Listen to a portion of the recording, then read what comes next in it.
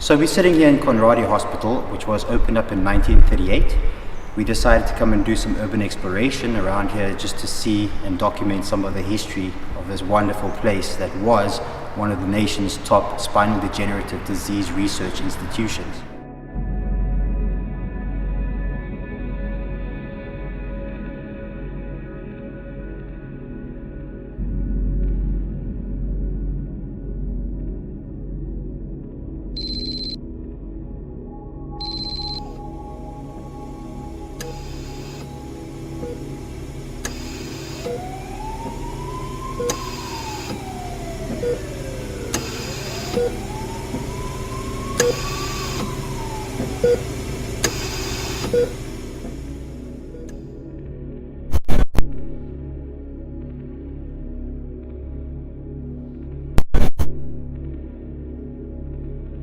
This site, one that we believed needed to be documented lest it be forgotten, had left us with immense sadness.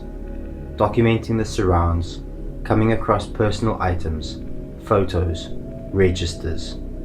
It was an eerily haunting experience, one that led us to research more into the history of this hospital and the role that it played throughout its golden years. Conradie Hospital, opened in 1938, lay between the suburbs of Thornton and Pinelands in Cape Town. It was at one stage one of the top treatment centers for spinal neurodegenerative disease, and it was thought to staff some of the best doctors, nurses and physicians prior to its closing.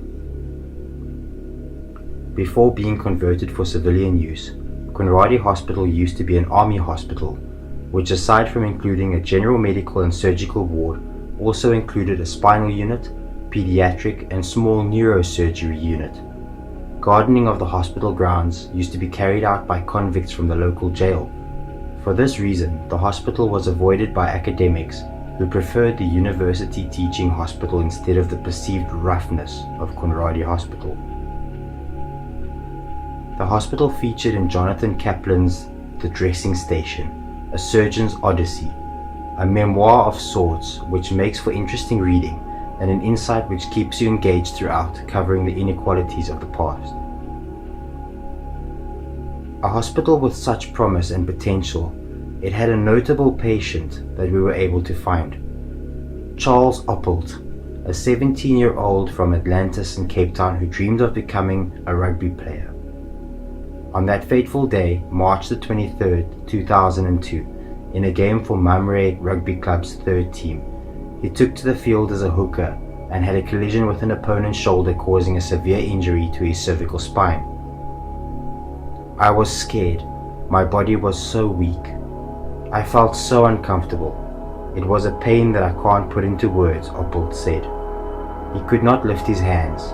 There was no movement in his entire body. He was only able to move his eyes. Imagine the terror sweeping through this young man's mind. Sadness strikes the story further though, when after being taken to Groote Schuur Hospital, he lay there waiting hour after hour, 14 hours in total before receiving treatment.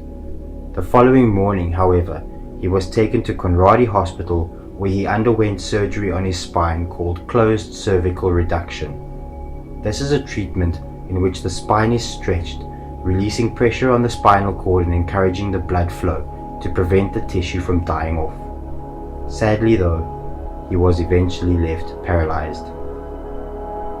Oppolt felt that he was let down by the health department and proceeded with a 13-year legal case against the Western Cape Health Department for negligence in their treatment towards him.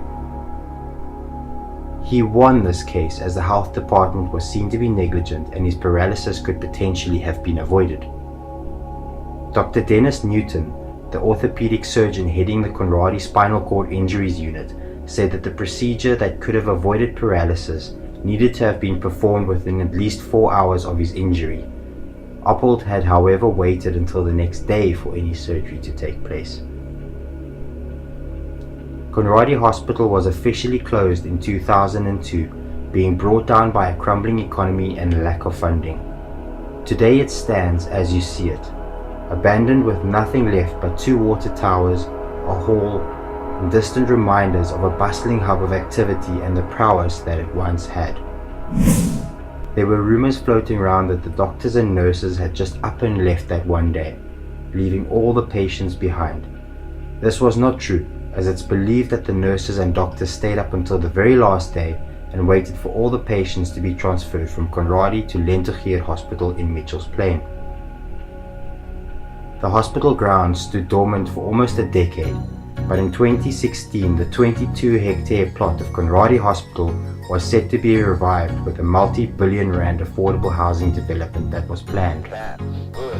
The development was touted as including housing, shops and offices, but also childcare facilities and private schools. Construction of this new site is seemingly set to begin in April 2018, with an estimated completion date of 2024, with the aim of having the first residents move into their new apartments in 2020. Through the new construction, it is estimated that up to 4,300 jobs a year will be created, as well as an estimated contribution to the economy of more than 3 billion rand annually. That can only be a good thing for the surrounding suburbs.